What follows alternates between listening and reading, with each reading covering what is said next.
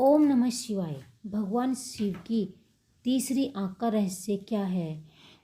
वैसे तो भगवान शिव के कई रूप हैं। भगवान शिव के गले में नटराज लटके हैं और शिव के तीसरे नेत्र को लेकर काफ़ी धार्मिक मान्यता भी है।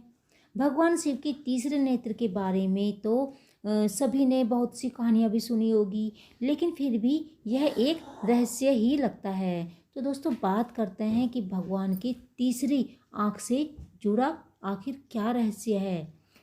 दिव्य दृष्टि का प्रतीक तीसरा नेत्र।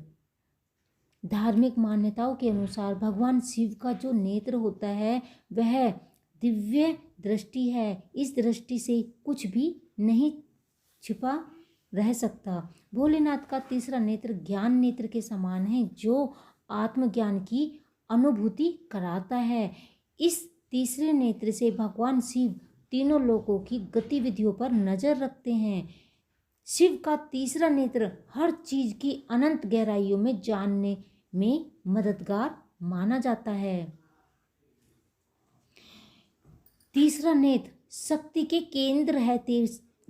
केंद्र है। तीसरा नेत्र दरअसल भगवान शिव का तीसरा नेत्र भी उनकी शक्ति का केंद्र है।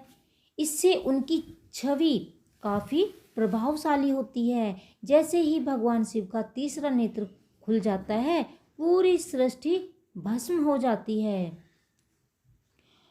भगवान शिव के तीसरे नेत्र को लेकर बहुत सी कथाएं भी हैं। एक कथा उनमें से कुछ इस प्रकार है। भगवान शिव के तीसरे नेत्र के संदर्भ में कई कथाओं का जिक्र ग्रंथों में किया गया है।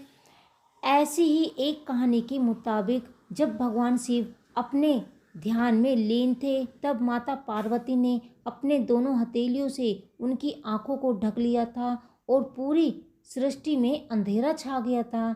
उस समय महादेव ने अपने तीसरे नेत्र से इतना प्रकाश डाला कि पूरी पृथ्वी जलने लगी। तब माता पार्वती ने तुरंत अपने हथेलियों को हटा लिया और सब कुछ सामान्य हो गया। इस कहानी से यह भी जानकारी मिलती है कि भगवान शिव का एक आंख सूर्य के समान और दूसरी चंद्रमा के समान है। तीसरे नेत्र से जुड़ी एक कथा और भी है। एक बार दक्ष प्रजापति एक भव्य हवन का आयोजन किया और उस हवन में माता सती और भगवान शिव को आमंत्रित नहीं किया था, लेकिन माता सती शिव को किए गए अपमान को सहन नहीं कर सकी और उन्होंने आत्मदाह कर लिया। इस घटना से भोलेनाथ इतने टूट गए कि वे वर्षों तक घोर तपस्या करते रहे।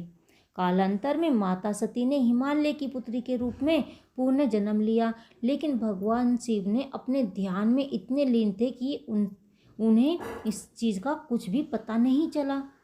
ऐसी स्थिति में सभी देवता चाहते थे कि माता पार्वती जल्दी से जल्द शिव के साथ एक हो जाए, लेकिन सभी की कोशिश नाकाम रही। अंत में भगवान कामदेव को मदद के लिए बुलाया। कामदेव ने विभिन्न तरीकों से भगवान शिव को ध्यान तोड़ने की कोशिश की, लेकिन वह असफल हो गए। इसके बाद कामदेव ने एक आम के पेड़ के पीछे से फूल का बाण चला दिया, जो सीधे शिव के हृदय में जाकर लगा, जिनसे उनका हृदय विचलित हो गया। ध्यान भंग होने से महाकाल इतने क्रोधित हुए कि उन्होंने अपने तीसरे नेत्र से कामदेव को भस्म कर दिया।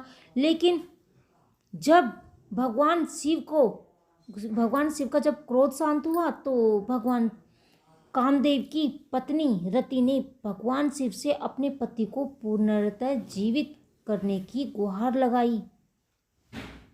तो शिव ने कहा कि कामदेव द्वापर युग में भगवान कृष्ण के पुत्र के रूप में फिर से पैदा होंगे। ओम नमः शिवाय। ओम नमः शिवाय।